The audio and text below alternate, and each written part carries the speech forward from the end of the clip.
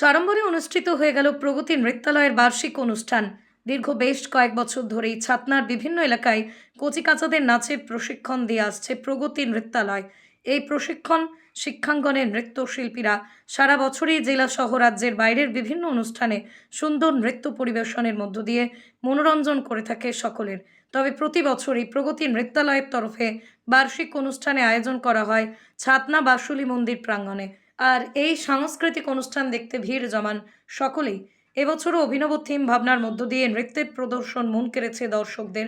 ভারতনাট্যম, লোকনৃত্য, রবীন্দ্র নৃত্য, সৃজনশীল নৃত্যের উপরেই বিশেষ অনুষ্ঠান আয়োজন হয় এদিন। কর্ণধার ও আয়োজক দীপমালা সেনগুপ্ত জানান, আমাদের এই কর্মসূচির প্রস্তুতি প্রায় 4.5 মাস ধরে চলছে। 170 জন মেয়ে এই অনুষ্ঠানে অংশগ্রহণ করেছে। এছাড়াও আজকে মেয়েদের অভিভাবকদের নৃত্য পরিবেশনা সকলের নজর কেড়েছে। এছাড়াও অনুষ্ঠান শেষে নারী তুমি বেঁচে ওঠো শীর্ষক একটি মঞ্চ উপস্থাপনার মধ্য দিয়ে সমাজের প্রতি বিশেষ বার্তা দেওয়া হয় প্রগতি নৃত্যালয়ের তরফে। আজকে আমাদের প্রগতি নৃত্যালয়ের বার্ষিক অনুষ্ঠান ছিল। আচ্ছা, কতজন পার্টিসিপেট করেছিল তোমরা আজকে? পার্টিসিপেট বলতে 250-300 জন তো স্টুডেন্ট আছে, তার সাথে অবশ্যই আমাদের যারা গার্জেন মারা তারা অনেক সাপোর্ট করেছেন আমাদের, আর তারাও অনুষ্ঠানে পার্টিসিপেট করেছে।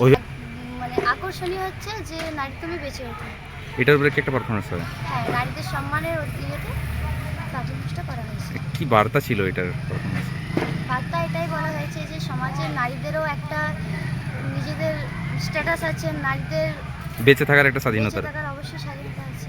সেটা নিয়ে কি পারফরমেন্স হয়েছিল? হ্যাঁ, সেটা নিয়ে আমাদের আজকে লাস্টের থিম নারী তুমি বেঁচে ওঠো পারফরমেন্সটা অনুষ্ঠিত করেছি।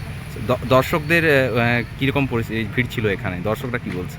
দর্শকরা অবশ্যই আমরা সাপোর্ট পেয়েছি। দর্শকদের সাপোর্ট না পেলে আমরা কখনোই এটা সম্পূর্ণ করতে পারতাম না। প্রচুর ভিড় ছিল আজকে? অনেক ভিড় ছিল, অনেক। নাচের স্কুল প্রগতি নৃত্যালয় তার বার্ষিক অনুষ্ঠান ছিল। আচ্ছা, কতদিন ধরে প্রস্তুতি চলছে? প্রস্তুতি চলছে 4 মাস ধরে। আমার প্রস্তুতি অক্টোবর, নভেম্বর, ডিসেম্বর, অক্টোবরের লাস্ট, নভেম্বর, ডিসেম্বর, জানুয়ারি, ফেব্রুয়ারি আর যে মার্চের যত তারিখ, হ্যাঁ 4.5 মাস ধরে প্রিপারেশন চলছে। কতজন পার্টিসিপেট করেছিল আজকে? 170 জন।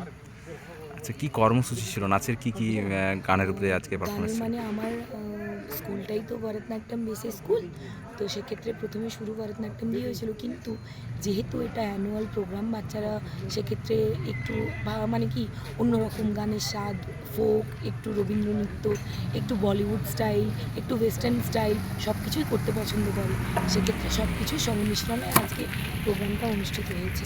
অভিভাবিকাদেরকেও দেখা গেল যে সমানতালে বাচ্চাদের সাথে তাল মিলিয়ে হ্যাঁ, একদম একদম। আমার আজকে স্টুডেন্টসের মায়েরাও আজকে প্রচণ্ড ভালো পারফরমেন্স করেছে। 170টা বাচ্চার তো মা পারফরমেন্স করে উঠতে পারেনি, তাদের মধ্যে 15 জন করেছে, অনবদ্য পারফরমেন্স করেছে। দর্শকদের সারা কীরকম ছিল? দর্শকরা লাস্ট অবধি পুরো দেখেছে।